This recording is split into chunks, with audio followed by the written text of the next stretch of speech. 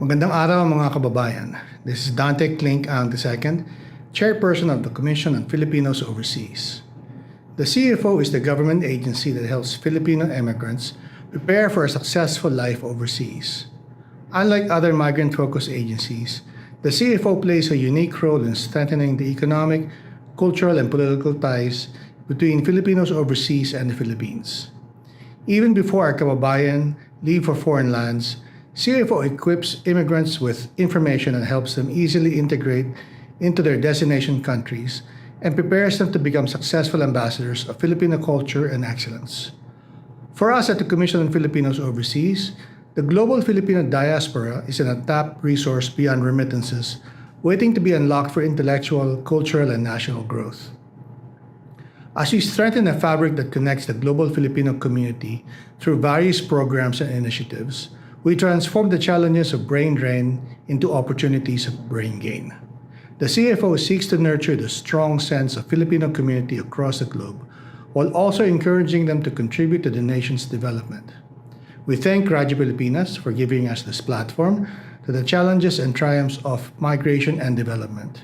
We hope that the global Pinoy will be made aware of the programs and services that empower them toward meaningful migration and pave the way to immigrant success. Tandaan kabayan, para sa inyo ito, mabuhay ang bagong Pilipinas.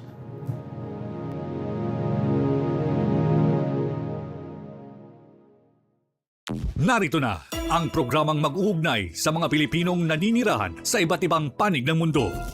Serbisyong CFO sa Bagong Pilipinas. Serbisyong hatid ng Commission on Filipino Overseas at Radyo Pilipinas World Service. Ang programang magtatampok sa mga proyekto at serbisyo publiko upang mapalakas ang ugnayan ng milyong-milyong Pilipino sa kanilang bansang pinagmulan. Serbisyong CFO sa Bagong Pilipinas. Dito sa Radyo Pilipinas World Service. Tinig ng bayan, lakas ng katotohanan. Himpapawid na may layuning paglingkuran ang sambayanan. Sa bawat kwento may diwa ng serbisyo. At sa bawat balita may puso at paninindigan. Ito ang Serbisyong CFO sa Bagong Pilipinas. Serbisyong CFO sa Bagong Pilipinas. Dito sa Radyo Pilipinas World Service.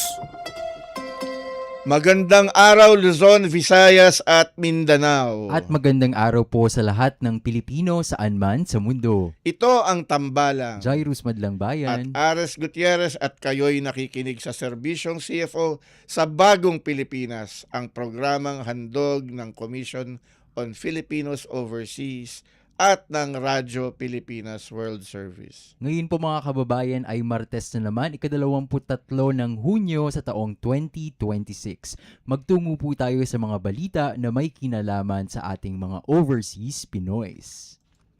Nandito na ang mga mahahalagang balita at anunsyo mula sa Commission on Filipinos Overseas. Balitang CFO. Balitang CFO. Dito lamang sa Radyo Pilipinas World Service. CFO participates in Balikbayang Manggagawa Reintegration Fair in Baguio City. CFO and Philippine Space Agency partners to promote local opportunities in science and technology among non-resident Filipinos. CFO celebrates its 46th anniversary of service to non-resident Filipinos through cultural immersion. Nandito na ang mga mahahalagang balita at anunsyo mula sa Commission on Filipinos Overseas. Balitang CFO. Balitang CFO. Dito lamang sa Radyo Pilipinas World Service. The Commission on Filipinos Overseas participated in the National Reintegration Network and Job Fair held recently in Baguio City. CFO featured its programs such as the Balikbayan Project and its anti-human trafficking initiatives. Several government agencies also participated in the fair, spearheaded by the Department of Migrant Workers. Nandito na ang mga mahahalagang balita at anunsyo mula sa Commission on Filipinos Overseas. Balitang CFO. Balitang CFO. Dito lamang sa Radyo Pilipinas World Service. CFO has formally collaborated with the Philippine Space Agency to strengthen engagements of non-resident Filipinos in the science and technology sector. The partnership eyes to tap the expertise and professional networks of overseas Filipinos in bridging more innovative ideas to the field. CFO and PhilSA during the signing committed to demonstrate its capacity to bridge local STEM opportunities to overseas Filipinos in advancing local development in the country. Nandito na ang mga mahahalagang balita at anunsyo mula sa Commission on Filipinos Overseas. Balitang CFO. Balitang CFO. Dito lamang sa Radyo Pilipinas World Service. The Commission on Filipinos Overseas celebrated its 46th founding anniversary last June 16. With this milestone, the CFO continues to reach out to non-resident Filipinos as part of its strategic pivot towards diaspora engagement. Please watch this video presentation about the CFO's recently concluded Filipino Diaspora Summit and anniversary.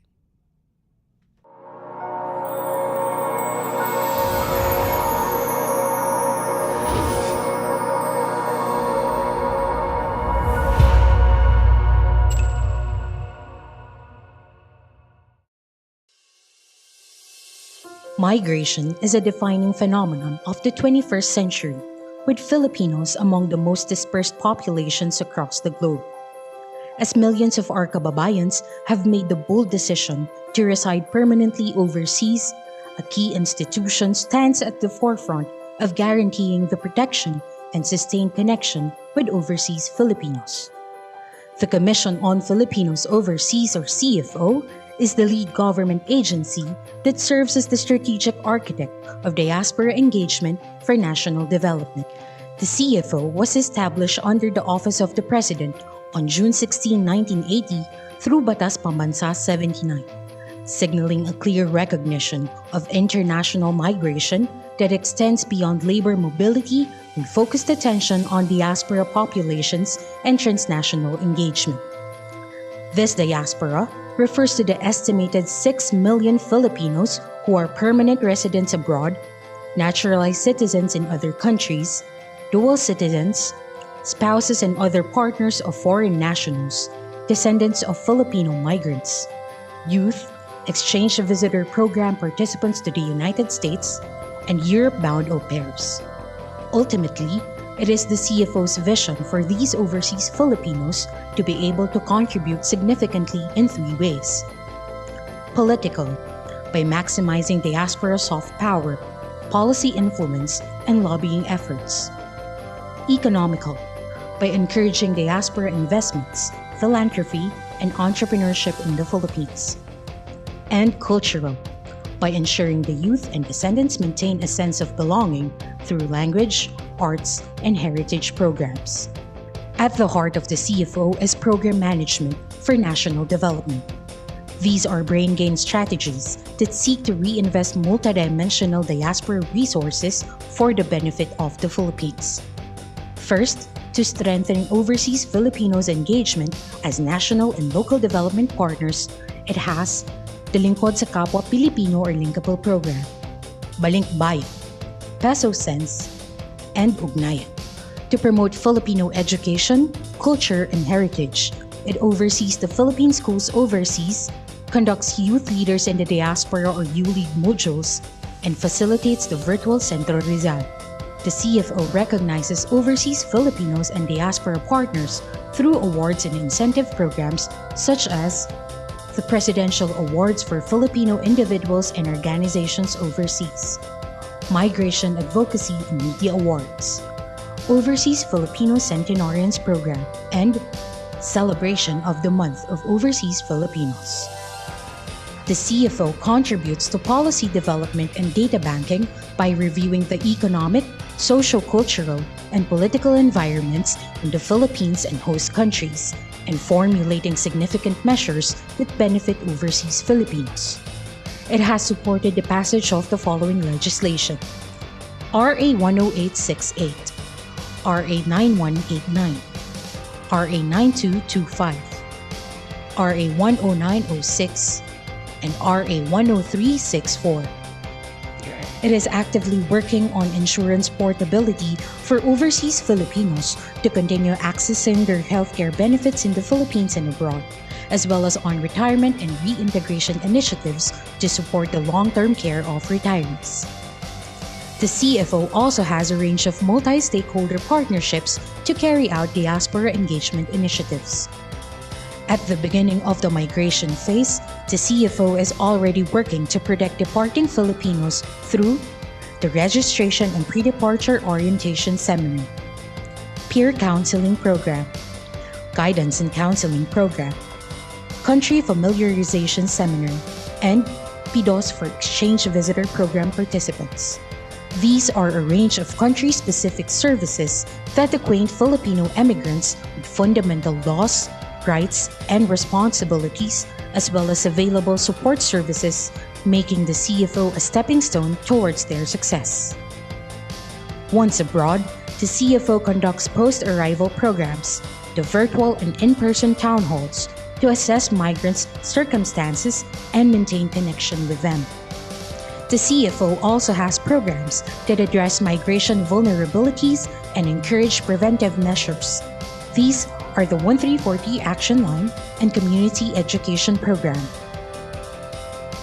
To better serve stakeholders, the CFO is strategically located in major hubs across the Philippines.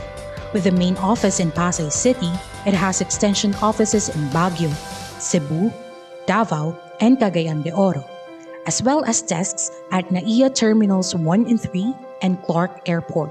The CFO will continue to guide and proactively engage with the Filipino diaspora to empower them and make migration ultimately a choice rather than a necessity. Kaagapay ninyo ang komisyon sa mga Pilipino sa ibayong dagat sa bawat hakbang ng inyong paglalakbay. At kami naniniwala na kayong may dugong Pinoy ay ang aming katuwang sa pag-unlad.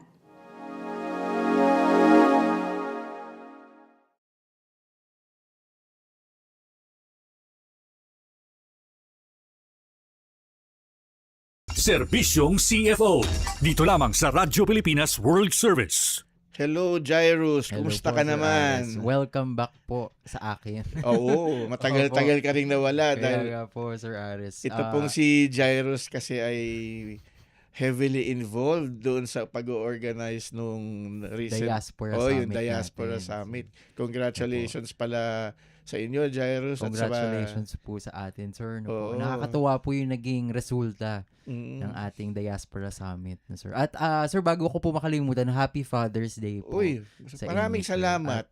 Sana mabati rin kita eventually ng Happy Father's Day. Wag naman po sana wag naman po sana pa, sir. Nag-enjoy ka muna. Pero para po sa lahat ng mga tatay at tumatayong tatay Opo. ng mga non-resident Filipinos dahil mahirap pong mahiwalay sa pamilya. Opo. Binabati po namin kayong lahat ng belated Happy Father's Day. Batiin ko na rin po, Sir Ares, ang tatay ko po na nasa abroad din. na po. Oo, nga pala. Happy Father's Day po tayo. Nanonood po yun ngayon, Sir Ares. Yung father Opo. mo ay nasa Seaman po. Seaman. Seaman naman po siya. Opo. Ay lagi pong nakasubaybay yun sa atin, sir, sa serbisyong CFO po. Yung kinukumusta natin ng mga bayani natin sa Opo. sa karagatan. Mag-enjoy lang po kayo sa mga programa ng Radyo Pilipinas World Service kasama ang serbisyong CFO at ang Bridges on Air. Tama po, Sir Ares. At alam mo yung after nung Diaspora Summit, ang daming biglang activities ng Opo. CFO, ha? Nung hindi talaga The day nagtatapos after. ang trabaho po natin sa CFO, Sir Ares, ang dami pong kaliwat ka ng partnerships na po at iba't ibang inisyatibo ang sinisimulan pa lalo ng Commission on Filipinos Overseas para mapaigting po natin yung diaspora engagement natin para sa ating mga non-resident Filipinos na po, Sir Ares. Kasi nakita ko nung even after the conference itself, nung gabi, di ba nagliligpit kayo? Yes po. Si Secretary Clink may kausap na sa... Nagtatrabaho pa rin po. May mga coffee shops doon sa malapit sa convention area.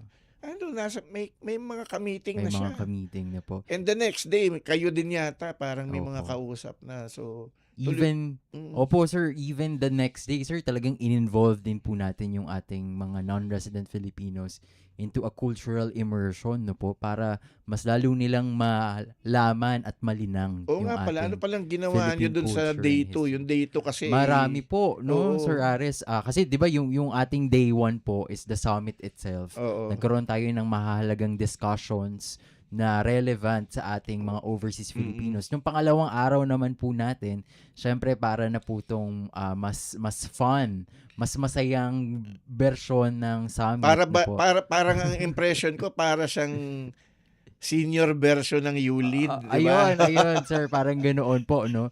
Yung ating mga overseas Filipinos, regardless of their age, no po, ay syempre, tinur po natin sa Manila, nagkaroon po ng iba't ibang business matching activities, no, Sir Ares. Saan kayo namasyal sa Manila? Sa Intramuros po, nagkaroon din po tayo ng tour sa Clock Tower sa City Hall po ng Manila. Sa National Museum of the Philippines ibig sabihin po.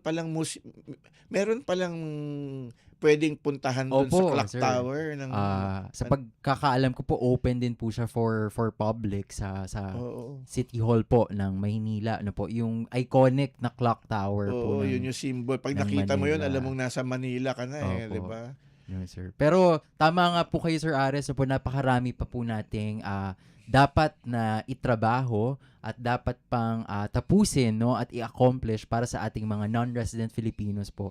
At patunay po, no, na yung ating 2026 Filipino Diaspora Summit ay malaki ang kontribusyon ng ating Filipino diaspora para sa kaunlaran. Sa katunayan po, yung ating guest, no, Sir Ares, siya po ay nag-participate din po sa ating kakatapos lamang na summit. Pero po bago ang lahat, bago po tayo nagkaroon ng Diaspora Summit, ay napakarami pong trabaho at ganap nitong ating guest, no po. Isa po siyang non-resident Filipino, isa pong partner ng CFO. Ang guest po natin ay galing po sa hindi mabilang na medical missions para masugpo ang tuberculosis, no po. Alam naman natin na napakalala po ng krisis, no po, ng numero ng mga Pilipinong mayroong TB. Parang kung hindi po ako nagkakamali, Sir Ares, pangatlo po ang Pilipinas sa mga bansa sa buong mundo Pero na may di ba pinakamataas na sinasabi TB. naman nila, curable naman daw yun. Opo, curable naman po, no, Sir Ares. Kaya rin po nagpapasalamat tayo sa ating guest, no po, na siyang ekspertong-eksperto pagdating po sa pagtulong sa ating mga kababayan para masugpo itong tuberculosis, no po. Kasi tama po kayo, Sir Ares, no po, curable naman po at gumagaling yung mga may pasyenteng may TB, pero syempre po sa atin po kasi parang laganap pa rin yung ibang perspective, no po. Sa pagkakaintindi ko diyan, yung mahabang gamutan yung tuberculosis. Opo. So kaya maraming hindi nakaka-recover fully. Opo. Kasi hindi nakukumpleto yung Opo. Pero it can be prevented through yung ginagawa nitong grupo nung mga non-resident Filipinos na Opo. kapartner natin sa Tama CFO. po kayo, Sir Ares. No po. Actually, yung mga CFO employees nga rin po, recently nagkaroon po tayo ng isang TB testing, no po. Para sa atin pa lang, no, Sir Ares, ay alam na natin kung paano papatunguhan, no po. Ano ba resulta sa mga kasama natin sa CFO? Mga digital na ba yung TB nila o analog pa rin? Ay, parang ibang TV po ata yun, sir.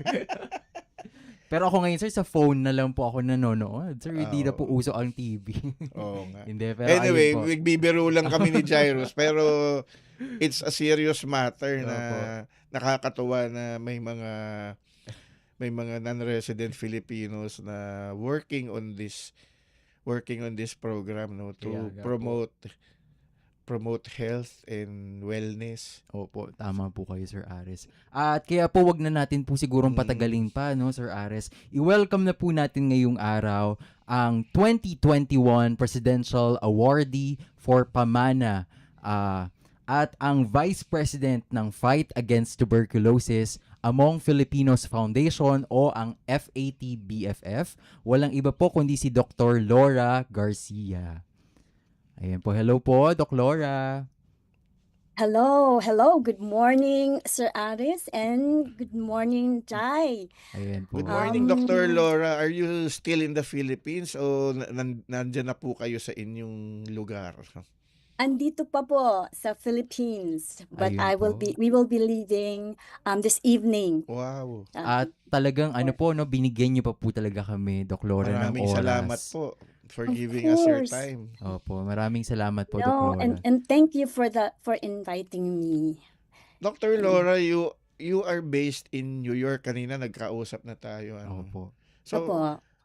paano po ba nagsimula yung inyong involvement against, yung campaign to fight tuberculosis? Paano po ba nagsimula itong grupo ninyo?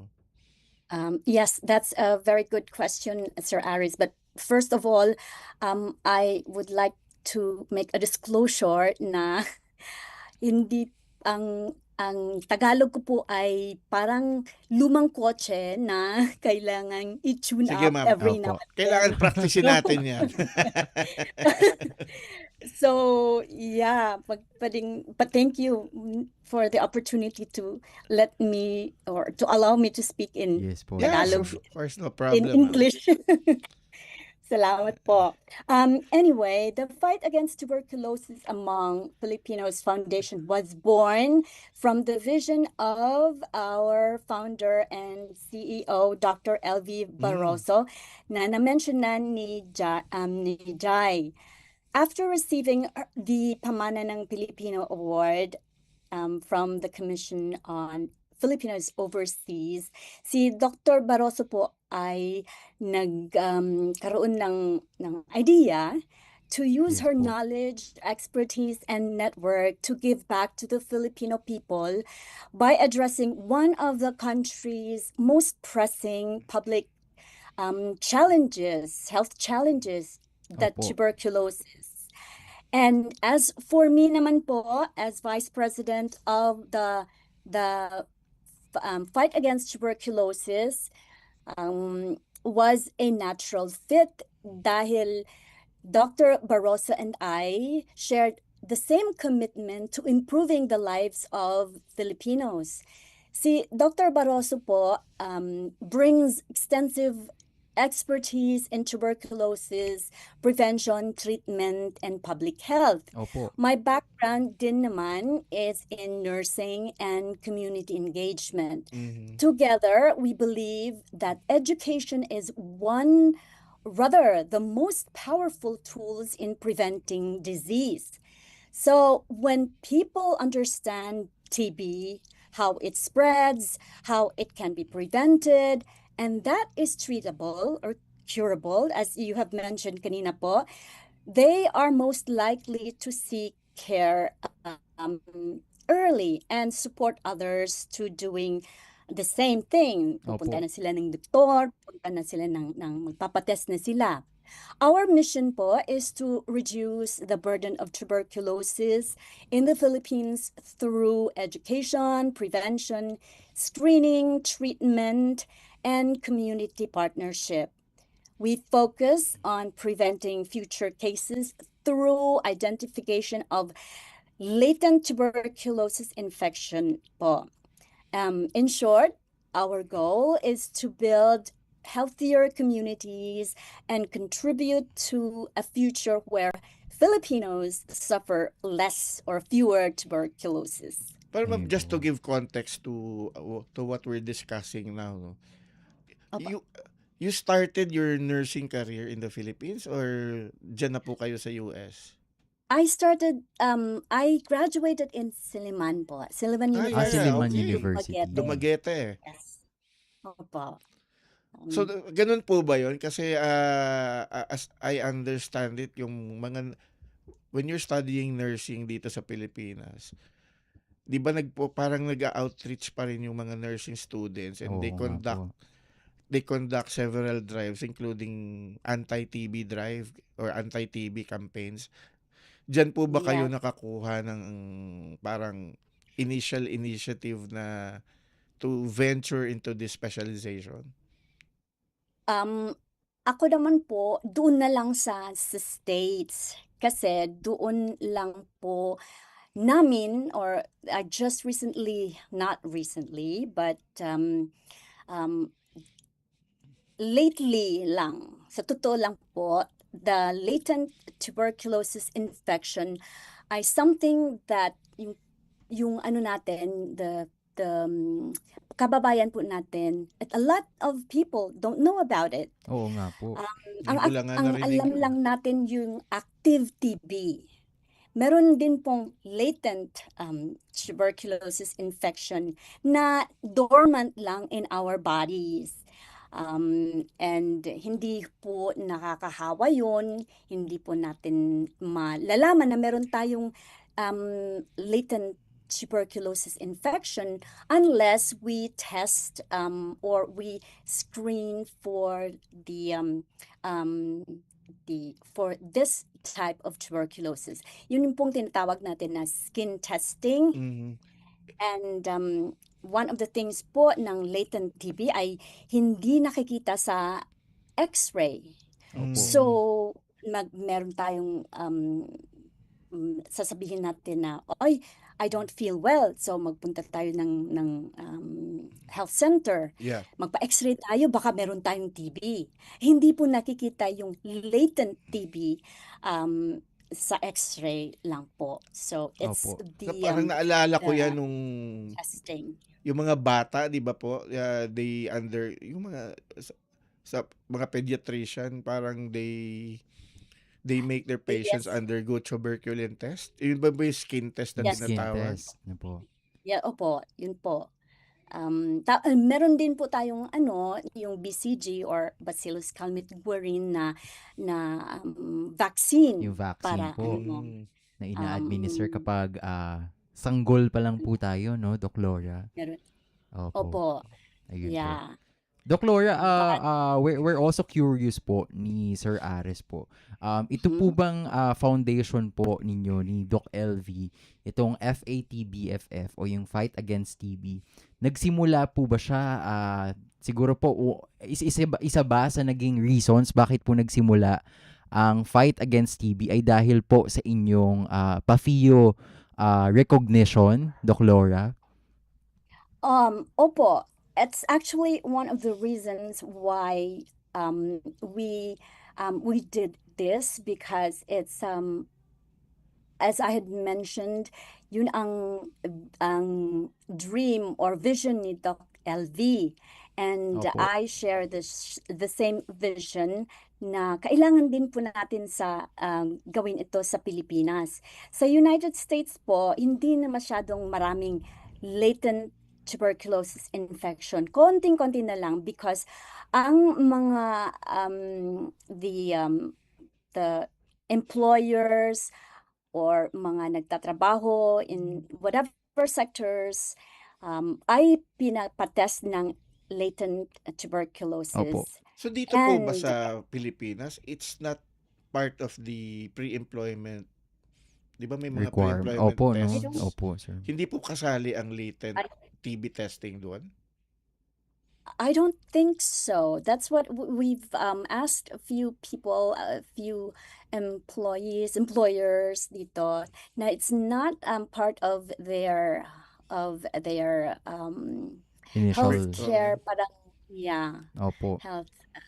So parang yung ginagawa niyo po ay are you saying na this is a new thing dito sa Pilipinas? Ang focus kasi po ng DOH dito sa Pilipinas is to treat the active TB. Active TB na po. Ang active po.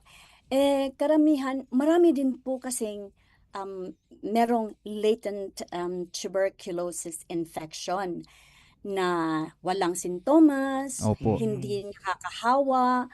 So, and we wanted to and we wanted to make the people aware na meron pong ganitong infection, Opo. TB infection. At ito ngayon ang ginagawa ng advocacy na. Ito po ang advocacy namin. Dr. Laura, ano po ba ang symptoms ng taong may TB? Kung kunyari, ano po ba yung parang red flags na Okay. tingin ko ako ay infected, or yung nasabi nyo nga, no, parang may ticking time bomb ka Opo. na Yeah. Okay. So that's a very good question po, Sir Aris. So I will distinguish between the active TB and then the latent Ayun po. tuberculosis infection. Yung signs and symptoms po ng active TB ay you will be coughing or nag-uubo kayo for more than 3 weeks. Wow, More than 3 Matagal. weeks. Ano po? Matagal. may 2 Opo. weeks pa pala Meron ako. kayo. Nag- One week pa lang naman, sir. Ano po? 1 week pa lang, hintayin pa ng 2 more weeks, heaven forbid. And then meron po, nagkakaroon po tayo ng fever, loss of appetite, night sweats, and yun po, positive chest x-ray, and nakakahawa po kayo. Opo. Pero ba yung sinabi niyo po yung latent, sabi niyo wala kayong, parang you Ibig just feel sabihin, normal. You feel healthy. Wala po. parang Wala po. asymptomatic po Normal lang siya, kayo. no, sir? Like, we're talking right now and I wouldn't know that you have the latent TB. Opo. Kasi wala kayong sintomas, hindi kayo inuubo, wala kayong fever, you're not losing weight, and then yung chest x-ray po, in which this is the most important thing, the chest x-ray would appear normal sa latent TB, although you may have the infection which is natutulog lang po Opo. or lying dormant in the body. Ibig sabihin yun- po, Doc Laura, ito pong latent TB in the future can lead to becoming an active kind of tuberculosis. Tama po ba, Doc Laura? Tamang-tama. And then and that's why we don't want it to ayaw nating gisingin yon, kaya Opo. magtitest tayo so that if we find out that you have been in contact with someone who has the disease, Yes po. ay pwede natin silang i-treat because it's treatable. Before they become the active TB, iti-treat na natin sila para hindi So lalabas more yung on preventive active. measures po, no, Sir Pero Aris? Yes, Dr. Laura, that is yung ito po, di ba, yung parang dormant siya. So yung sa term na ginamit nyo kanina, paano siya nagigising? Oh, that's another Oo good nga question po, Sir Aris. Dahil nagigising lang po sila kung nalo-lower yung yung immune system natin. If Opo. we have a medical condition, for instance, meron tayong cancer or yung diabetes, people with diabetes, palagi pong naglo-lower yung resistance Yung nila. resistensya. So Opo. they can have if they have the latent TB, it can actually become a full-blown tuberculosis. Okay po. So This- yung mga immunocompromised po pala nating mga kababayan, mas vulnerable po Yes. sila yeah, dito sa latent TB, no po? Kaya Yes. dapat po talaga, no? Kaya nagpapasalamat din po talaga tayo sa ating kanila Doc Laura at kanila Doc LV, no po, sa kanilang foundation, no po. Dahil sa ngayon, no, Sir Aris, mas namumulat po tayo Oo nga. patungkol dito sa iba't ibang klase pala ng tuberculosis, no po. Pero yun, dagdag ko lang doon sa question, Doc Laura. No? How about Sure. stress? Is that, can that also trigger yung activation ng Oo nga, sir. latent TB? Ang stress po kasi nakaka-lower ng resistance or nakaka-lower ng immune unless you have a healthy composition, yung stress mo na-overcome. Opo. Pero yung palagi kayong stress, wala kayong tulog, you work too hard, you do extensive work, yun nakakaano din yun, nakaka-lower ng immune, you will be your immune system will be lowered as well. So nakakaano din yun, gising ng or yung Opo. dormant na TB ay na naggising din. Yun po. Doc Laura, siguro po before po tayo magtapos na po para sa ating interview, may mga dapat po ba kaming tutukang inisyatibo ni Sir Ares po at ng ating mga tagapakinig sa mga susunod pa pong ganap ng fight against tuberculosis among Filipinos Foundation para mas lalo pa pong makatulong at makalaganap po ng awareness patungkol po sa latent tuberculosis. Thank you for that question, Jairus, Yes because po. you've just mentioned the key term. We have to spread the word, increase people's awareness that there is latent TB infection, and that is curable, Opo. that can that treatable. And ang nakakatulong po sa atin is yung partnership natin as the link, kagaya ng Linkapil, kagaya ng the other Filipino diaspora who we've met and who has the same advocacy. Opo. And we encourage people to support the initiative of not only the tuberculosis initiative, but also to make our kababayans healthy. Yes po, Doc Laura. Education is very important. We have to let them know that kung meron silang kilalang may signs ng TB or at risk or tawag dito, who has been in contact with people or with anybody with tuberculosis, they have to seek help right away. Opo. Pero ma'am, yung latent TB testing ba, is that already available to the public here in the Philippines? Can they go to the health center and ask for a testing on latent TB? Lahat ng question niyo po ay it's really great. Ang pagkakaalam po lang namin ay the DOH is treating the active TB. Meron din pong nagte-test ng TB skin test to check for latent TB infection. However, kakaunti lang po. Kaya po kami nagpunta dito dahil we want to make sure that is being put into place. So siguro Jairus, ang isang maganda sigurong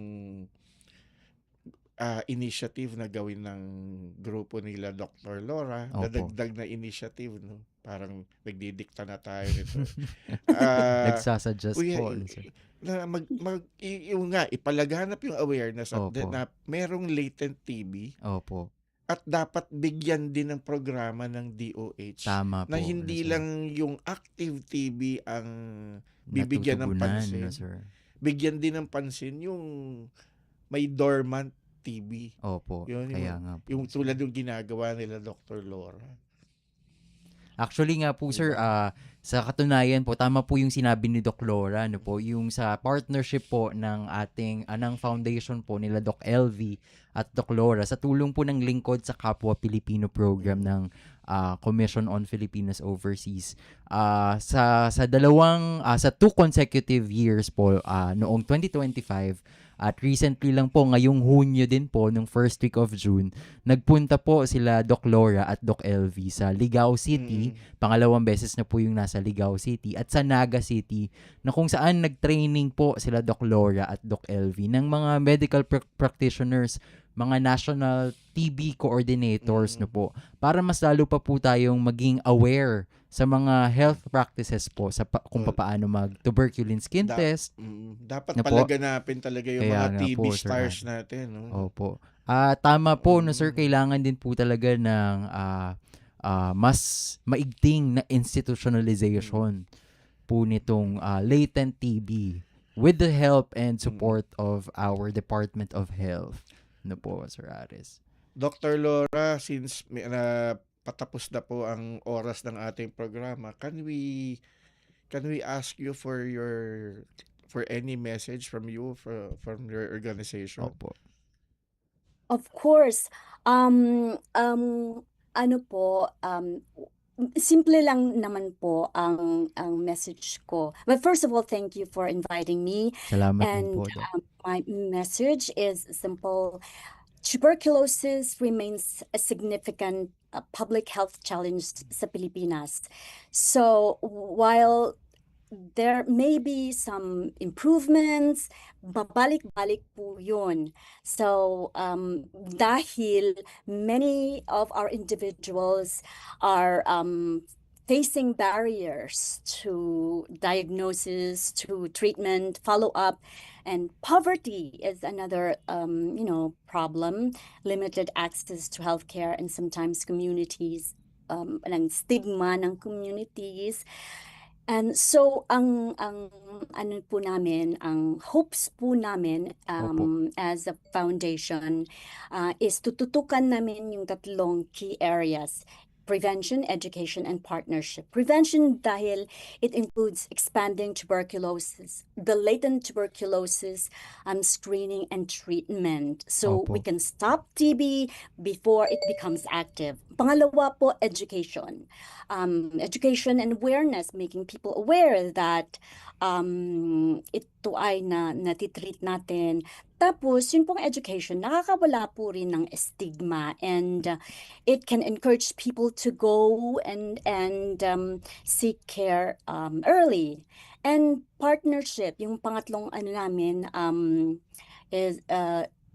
is partnership with the government services, community organizations in Filipino diaspora, because we really want to reach as many people as we can, to let them know that yes, there's hindi natin ma-eradicate ang TB, which can be. Hindi natin ma-eradicate ang TB kung hindi tayo walang education, walang testing, walang screening, walang treatment. So we have to tell our partners, we have to tell our fellow Filipinos na to be healthy by going for your checkup, by going for testing for latent tuberculosis infection. Yun lang po. And thank you very much for inviting me. Maraming salamat din po, Doc Laura. Ano po?